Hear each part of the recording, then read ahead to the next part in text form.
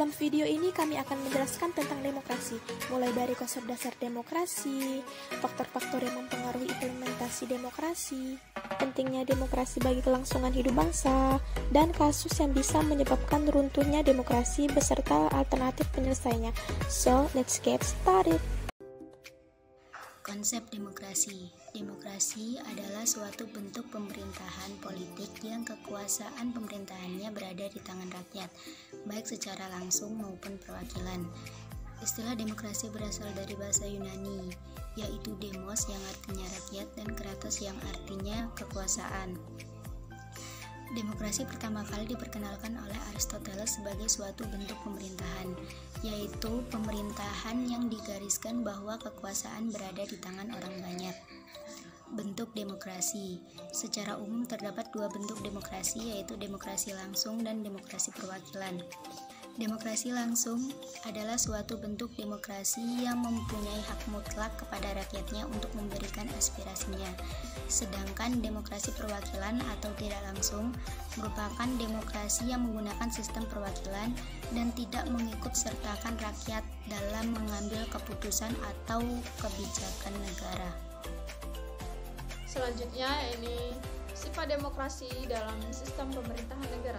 Terdapat 5 sifat demokrasi, yaitu 2 sifat demokrasi berdasarkan hasil revolusi Prancis tahun 1789, tambah lagi 3 sifat demokrasi menurut Piagam. Sifat demokrasi tersebut diantaranya yakni: yang pertama, demokrasi bersifat politik; yang kedua, demokrasi bersifat yuridis; yang ketiga, demokrasi bersifat ekonomis; yang keempat, demokrasi bersifat sosialis; dan yang kelima, demokrasi bersifat kultural. Sistem pemerintahan dapat diartikan sebagai tatanan yang terdiri dari komponen pemerintahan yang saling mempengaruhi dalam pencapaian tujuan dan fungsi pemerintahan.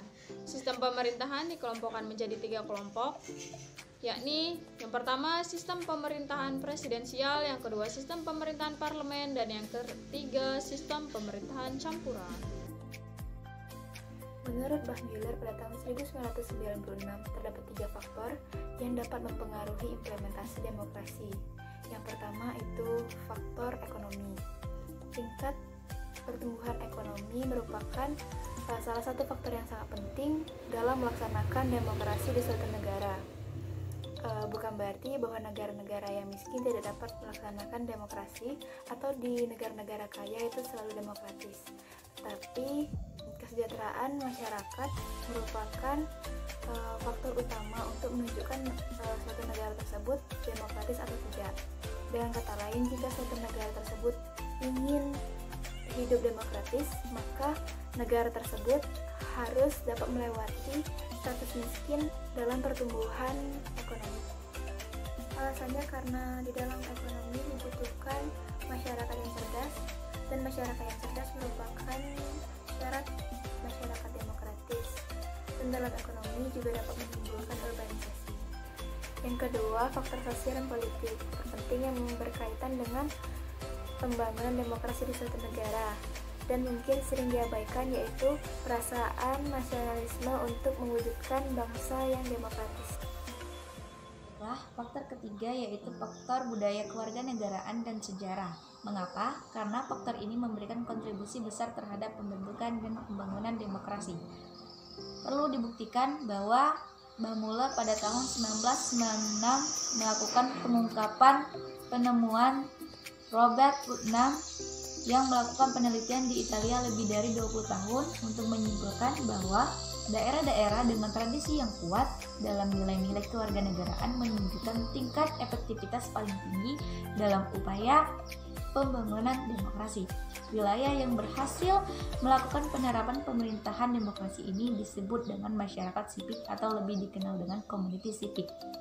Masyarakat yang seperti ini juga memiliki ciri-ciri adanya tindakan berkewarganegaraan dan juga ketertarikan pada masalah-masalah atau konflik publik. Urgensi demokrasi bagi kelangsungan hidup bangsa. Urgensi demokrasi terdiri dari nilai-nilai demokrasi yang dapat diterapkan di berbagai bidang. Yang pertama, dalam bidang politik. Jika nilai demokrasi diterapkan, maka akan terjaminnya keadilan dan penyelenggaraan pergantian pemimpin yang secara teratur dan damai. Yang kedua, dalam bidang ekonomi.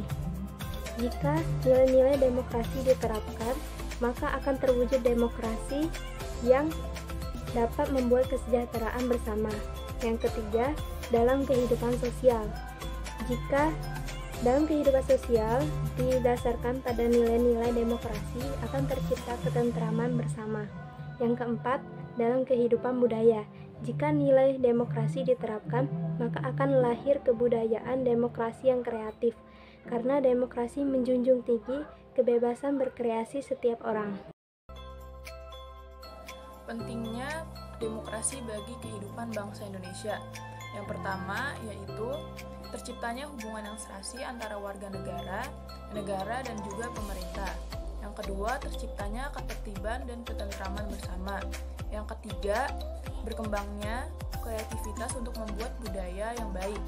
Yang keempat, terjaminnya hak asasi manusia. Yang kelima, budaya demokrasi dapat menghindari tindak sewenang-wenang terhadap warga negara karena negara demokrasi mengakui adanya supremasi hukum. Kasus yang sering terjadi di Indonesia yaitu adalah kasus korupsi. Negara Indonesia merupakan negara yang tingkat korupsi dalam pemerintahan maupun masyarakatnya itu tinggi.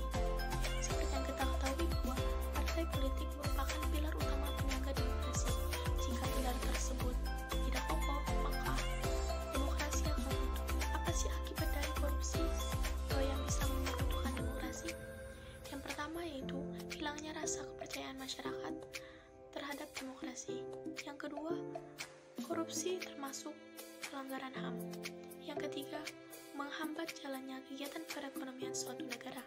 Yang keempat, membuat nama negara Indonesia kurang baik di mata negara lain. Secara umum, upaya pemberantasan korupsi terdiri dari dua bagian besar, yaitu penindakan dan pencegahan. Namun, upaya tersebut tidak akan pernah berhasil optimal jika hanya dilakukan oleh KPK, aparat penegak hukum, atau pemerintah tanpa partisi masyarakat. Oleh karena itu, tidaklah berlebihan jika seluruh komponen bangsa, terutama generasi muda, pewaris masa depan, perlu terlibat aktif dalam upaya pemberantasan korupsi di Indonesia. Keterlibatan generasi muda dalam upaya pemberantasan korupsi tentu tidak pada upaya penindakan yang merupakan kewenangan institusi penegak hukum.